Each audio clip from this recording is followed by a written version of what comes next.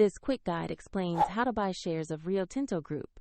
Rio Tinto is a global mining company listed on CBOE AUS under the ticker RIO.ASX, and this video is educational, not financial advice. To buy shares, you need a broker, and I will use eToro as an example to show the process. After signing up, you will need to verify your account, usually with an identity document, and add funds before you can place an order. Use the platform search bar and type the ticker RIO.ASX to find the listing. Select the result that matches Rio Tinto Group to ensure you have the correct stock.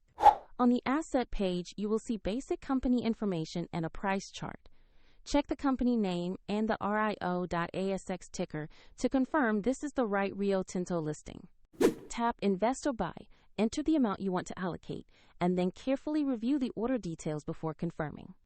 If the market is closed, the order may be scheduled or executed at the next available session, and if you don't have enough funds, the platform will prompt you to add money before completing the purchase. Once executed, your position will appear in your portfolio where you can monitor it.